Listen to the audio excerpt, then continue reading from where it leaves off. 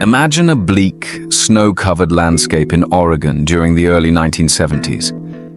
The stillness of winter is shattered as a young girl, Lee, steps outside her home and notices an unfamiliar car parked ominously nearby. The night air is thick with tension as she approaches, only to hear a voice that sends a chill down her spine. She turns to find a figure emerging from the shadows. A man with skin as pale as death, a presence so unnerving that it seems to freeze time itself. This man, cryptically referring to her as the almost birthday girl, makes an unsettling remark about wearing his long legs that day. It's a cryptic phrase that will echo through the darkest corridors of her life. Leap forward 2 decades to the 1990s, where we meet FBI Agent Lee Harker, a woman with a steely resolve and a haunted past. Lee is thrust into a labyrinthine case that defies logic and sanity. What begins as a routine investigation quickly spirals into a waking nightmare when her partner is shot in the head. A violent act that catapults Lee into a confrontation with a seemingly deranged suspect. But this is no ordinary killer. This is a harbinger of something far more insidious, a prelude to a macabre game that has been unfolding for years. Lee's uncanny intuition, almost preternatural in its accuracy, catches the attention of her superior, Agent Carter, who speculates that she might possess a psychic gift. It's not just a theory, it's a chilling premonition of what's to come. Carter assigns her to a decades-long murder case that has left the FBI baffled and terrified. Multiple families, their fates sealed by the fathers who inexplicably slaughtered their loved ones before taking their own lives. The only clues left behind are letters, disturbing missives adorned with satanic symbols, written in cryptic codes, and all signed by the enigmatic figure known only as Longlegs. As the investigation deepens, Lee's life begins to unravel. She's haunted by a past she can barely remember, a past that is inexorably linked to the present horrors. She lives alone in an isolated cabin, her solitude a reflection of the growing darkness within her. An estranged relationship with her mother, Ruth, hints at secrets buried deep in Lee's psyche. One night, the quiet of her home is shattered by a relentless pounding on her door. She looks out to see a shadowy figure lurking in the woods, a silhouette that sends a wave of dread crashing over her. When she ventures outside, the figure slips into her home like a phantom. By the time she returns, it's gone, leaving behind only an ominous envelope with the cryptic instruction, "Do not open until January 14th. Lee's world begins to collapse as she uncovers the truth behind the envelope. A birthday card laced with the same satanic coding found in the Longlegs letters, along with a terrifying passage from the Book of Revelation. The investigation takes on a new urgency as another family falls victim to the Longlegs curse. The patterns in the murders, coinciding with the daughters' birthdays, the 14th of every month, begin to form a malevolent design, a triangle on a linear calendar with one date ominously missing. That missing date is the key to Longlegs' next strike, a strike that Lee realizes may be connected to her in ways she cannot yet comprehend. The tension escalates when Lee and Carter investigate the Camera family farm, where they discover a grotesque doll hidden beneath the floorboards.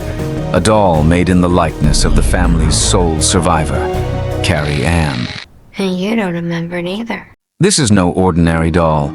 It's a vessel of something unspeakable, with a mysterious metal sphere inside its head, emitting static noise that pierces through the veil of reality, revealing horrifying visions to Lee. The doll's brain is a conduit, a harbinger of the darkness that Lee is only beginning to understand. The case takes a horrifying turn when Lee visits Carrie Ann in the psych ward. The girl has been catatonic for nearly 20 years.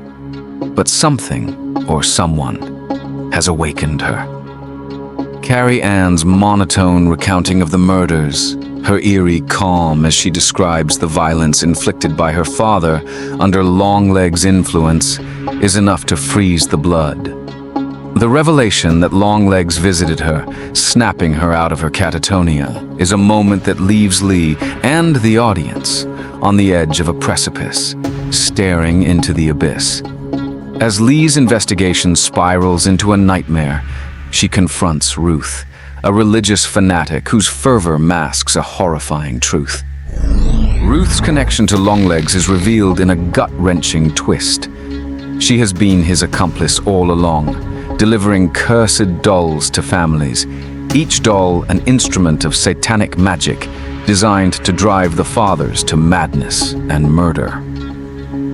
The revelation that Longlegs had been living in the Harker family's basement, the true man downstairs, is a bombshell that detonates everything Lee thought she knew. After piecing together the sinister puzzle, the FBI finally tracks down Longlegs, whose real name is revealed to be Dale Ferdinand Cobble. Capturing him should have been a victory, a moment of triumph, but what follows is far from a clean resolution. Longlegs is brought in, his presence a vile aura that seeps into the room even before he speaks. In the interrogation room, he is a ghastly sight.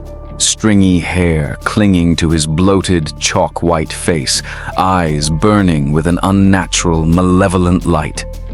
Lee steps into the room, every nerve on edge, the weight of her past and the dread of the unknown hanging over her like a dark cloud.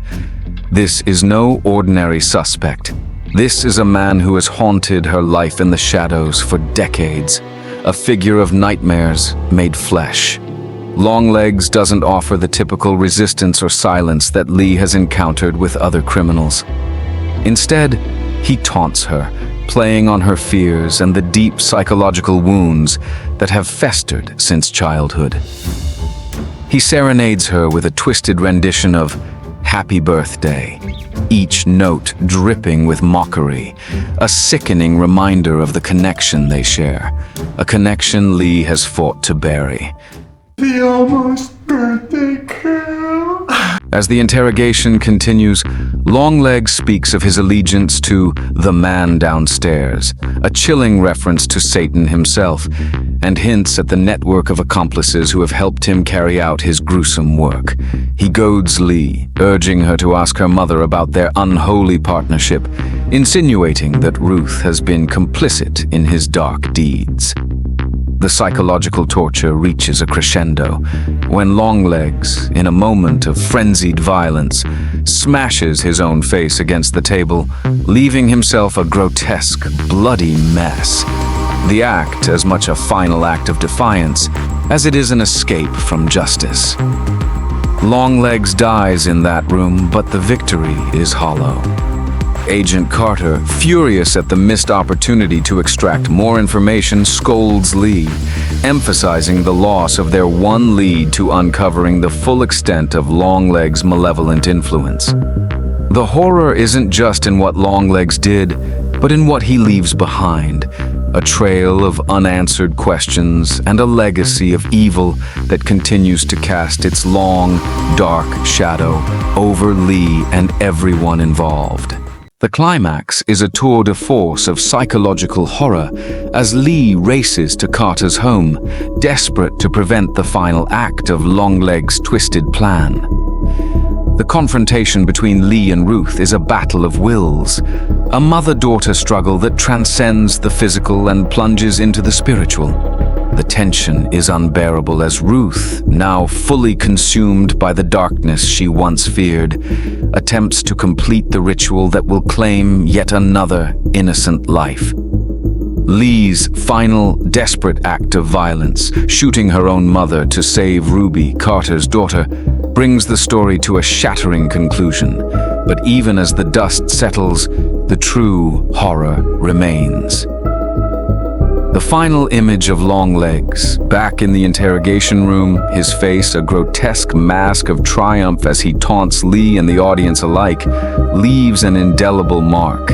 His chilling laughter, his invocation of "Hail Satan," and his final mocking kiss to the camera is a masterstroke of terror that ensures the story of Longlegs will haunt you long after the screen goes dark. This is not just a film. It's an experience, a descent into a world where the line between reality and nightmare is as thin as a razor's edge.